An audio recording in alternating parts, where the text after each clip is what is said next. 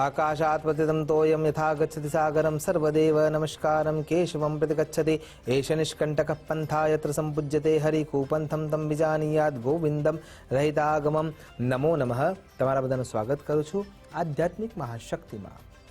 આવતીકાલે નોમનું શ્રાદ્ધ છે અને જેને શાબ્દિક રૂપે જોવા જઈએ તો ગામઠી ભાષામાં એમ કહેવાય છે કે ડોસીઓની નોમ। એના જો સાંસ્કૃતિક ભાષામાં જો વિચાર કરીએ તો જેને માતૃનવમી કહેવામાં આવે છે અથવા માતૃનવમી જેને કહેવામાં આવે છે, સૌભાગ્યવતી નવમી પણ કહેવામાં આવે છે। અને આમ જો શ્રાદ્ધાદિક કર્મ દ્રષ્ટિએ જો એનું ઉચ્ચારણ કરીએ તો શબ્દ મળે છે નોમનું શ્રાદ્ધ, નવમી તિથિનું શ્રાદ્ધ।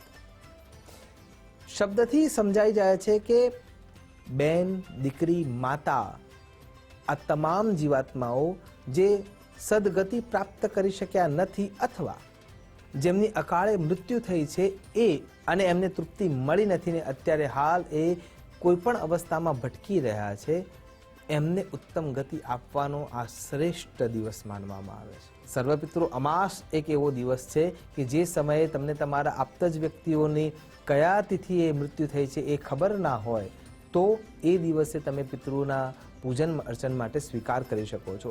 અને એ જ રીતે કોઈ બેન દીકરીની મૃત્યુ થઈ છે, કોઈ પરિણિત અથવા અપરિણિત સ્ત્રીની મૃત્યુ થઈ છે, કોઈ સધવા થયા છે કે વિધવા થયા છે અને મૃત્યુ પામ્યા છે, તો તે બેન દીકરીના મૃત્યુ પછીની જે કોઈ પણ ક્રિયાનો લોપ થયો હોય, ક્રિયા પૂર્ણ ના થઈ હોય તો આ નોમની તિથિના દિવસે એ ક્રિયા કરવાથી એમને ઉત્તમ ગતિ પ્રાપ્ત થઈ શકે છે।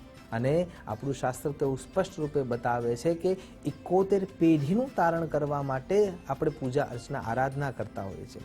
સપિંડીકરણ શ્રાદ્ધના અંદર જો વિચાર કરીએ, સાંવત્સરિક શ્રાદ્ધના અંદર વિચાર કરીએ, મહાલયા શ્રાદ્ધના અંદર વિચાર કરીએ તો આમાં પિતૃઓને તૃપ્તિ તો છે જ, પણ એ તૃપ્તિઓ સાથે એમના જીવનની ઉત્તમ ગતિ પણ છે, કેમ કે મૃત્યુ પછી પણ જીવન તો છે જ, એ મર્યા પછી એને નવો જન્મ લેવાનો જ છે। અને જ્યારે એ કર્મના આધારે અનુબંધે એ જન્મ લઈ રહ્યો છે ત્યારે એના પાછળ થયેલી જે ક્રિયાઓ છે, એને જે જીવનભર કરેલું પુણ્ય છે એ લઈને આવે છે અને પુણ્યના પ્રભાવથી જ આપણા ત્યાં પ્રગતિ સગાતી હોય છે।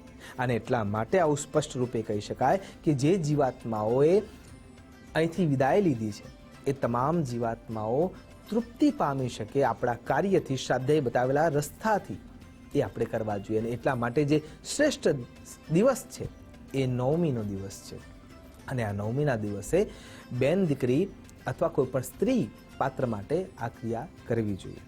ક્રિયા કરવાની વિધિ વિધાન જે છે એ શ્રૌત અને સ્માર્ત કર્મના અનુબંધને હોવાના કારણે થઈને સુયોગ્ય બ્રાહ્મણ દેવતાની હાજરી જરૂરી છે। જાતે પુસ્તકના આધારે આ ક્રિયા કરી શકવી યોગ્ય નથી અને એટલા માટે સુયોગ્ય બ્રાહ્મણની આવશ્યકતા ત્યાં રહે છે। પણ એના સાથે આપણે કેવી રીતે નિયમો પાડીને એ પૂજા અર્ચના આરાધનાને સુયોગ્ય બનાવી શકીએ એ સમજવું જરૂરી છે।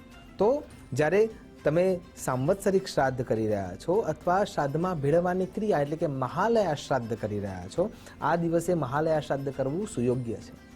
અને એ ક્રિયા જ્યારે તમે કરી રહ્યા છો તો એમાં સૌથી પહેલો નિયમ છે અક્રોધના, અશૌચ પરાર્થા, સતતમ બ્રહ્મચારિણા, મા દુષ્ટ ભાષણા સંતુ, મા સંતુ પરનિંદક।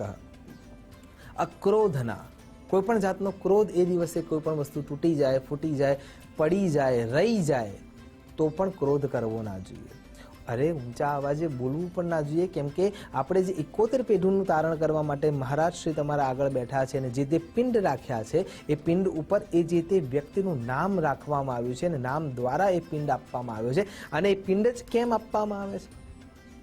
માતાના રજ અને વીર્યથી સંતાન ઉત્પન્ન થાય છે ત્યારે જેનું પહેલું સ્વરૂપ છે એ પિંડનું સ્વરૂપ છે અને એટલા માટે એ પિંડ આપણે અર્પણ કરતા હોઈએ છીએ। તો એ સમયે ક્રોધ ના કરવો જોઈએ, અશૌચ પરાર્થતા, પવિત્રતા જાળવવી જોઈએ।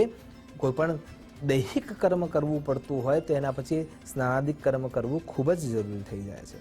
ત્યારબાદ તમારે વાળ ધોયેલા હોવા જોઈએ પણ ખુલ્લા ના હોવા જોઈએ, કેમ કે એ જો વાળ તૂટીને એ પિંડ ઉપર પડે છે તો તમારી એ દિવસની કરેલી જે પૂજા છે એ નષ્ટ થઈ જાય છે। કોઈ પણ જાતના પૈસાની ચર્ચા ના હોવી જોઈએ, કેમ કે પૈસાની ચર્ચા પછી ઝઘડાની રૂપમાં એ પરિવર્તિત થઈ જાય છે। એના પછી સુયોગ્ય આસન લઈ પૂર્વ અથવા દક્ષિણ દિશામાં આ પૂજન અર્ચન આરાધન કરવું જોઈએ। એના સાથે સાથે જ્યારે પિંડદાન થઈ રહ્યું છે તો એના નીચે ભગવાન વિષ્ણુનારાયણના શરીરમાંથી ઉત્પન્ન થયેલા એટલે કે રોમકૂપમાંથી ઉત્પન્ન થયેલા જે દર્ભ છે એ દર્ભનું આસન કરેલું હોવું જોઈએ અને એ આસન થકી એના ઉપર જ પિંડ મૂકી શકાય છે અને એના ઉપર પછી દિવ્ય વસ્તુઓથી, સૂતરના તારથી, ચંદનના લેપનથી, તુલસીજીના પર્ણથી, ભાંગરાના પાવડરથી અથવા ભાંગરાના પત્રથી પણ એમના ઉપર લેપન કરવું જોઈએ. કેમ લેપન કરવું જોઈએ? કેમ કે અગ્નિ સંસ્કાર આપતા વખતે શરીરના ચામડીના ભાગ બળ્યા છે અને એ જીવાત્મા તમારા જોડેથી મુક્તિ લઈને જઈ રહ્યો છે, એને એ દ્રશ્ય જોયું છે વાયુ રૂપે, કેમ કે એમની પાસે વાયુ છે અને એટલા માટે ત્યાં શ્રાદ્ધાદિક કર્મ જ્યારે ચાલી રહ્યું હોય ત્યારે એ શરીરને શાતા મળતી હોય એ માટે સૂતરનો ભીનો તાર આપણે અર્પણ કરતા હોઈએ છીએ. એના ઉપર ભાંગરાનો પાવડર અથવા ભાંગરાના પુષ્પ અથવા ભાંગરાના પર્ણ અર્પણ કરતા હોઈએ છીએ. એટલે આ જે ક્રિયા છે એ કોઈને મુક્તિ આપવાની ક્રિયા છે, એટલે શ્રેષ્ઠ છે, પણ એ ક્રિયા કરતા વખતે આટલા નિયમો રાખવા જરૂરી છે. ત્યારબાદનો જે નિયમ છે એ છે દાન. 8 પ્રકારના દાન જે શાસ્ત્રોએ વર્ણવ્યા છે એમાંથી તમારી શક્તિ અનુસાર તમે જે ક્રિયા, છેવટે વ્યવહારિક દ્રવ્ય દ્વારા પણ એ દાન તમારે કરવું જોઈએ.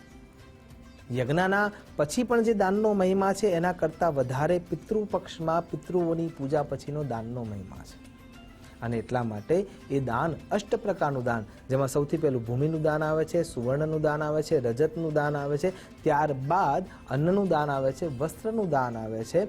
કોઈ યોગ્ય વ્યક્તિને ભણાવવા માટે તમે નિયમ લઈને એને તમે દાન રૂપે આપો છો. તમે તમારી જાતને સ્વતઃ તપસ્સિત કરીને ઉપવાસ રૂપે મંત્ર દ્વારા કે આટલા લક્ષ મંત્ર જપ કરી અને હું એનું પુણ્ય અમારા આ જીવાત્માઓને આપીશ, તો એ પણ એમને આપી શકાય છે. એ પણ એ પ્રમાણેનું દાન જ છે.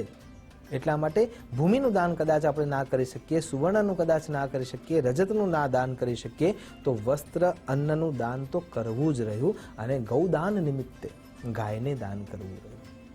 ગાય કોઈને આપવી, બ્રાહ્મણને આપવી એ સાચી વસ્તુ છે, જરા પણ ખોટું નથી શાસ્ત્રમાં.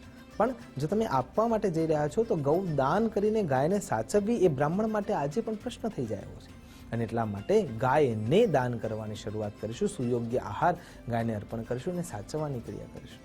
આ પ્રમાણે યોગ્ય બ્રાહ્મણના માર્ગદર્શન હેઠળ માતા, બેન, દીકરીઓ માટેનું જે કરવામાં આવતું જે શ્રાદ્ધ છે, સાંવત્સરિક શ્રાદ્ધ છે કે મહાલયા શ્રાદ્ધ છે, એ શ્રાદ્ધ થકી આપણા તમામ ઉત્તમ માતૃશક્તિઓ તૃપ્તિ પ્રાપ્ત કરી શકે અને આપણને આશીર્વાદ આપી શકે. એ જ અભ્યર્થના સાથે નમસ્કાર. અસ્તુ સદા શિવોહમ. નમો નમઃ.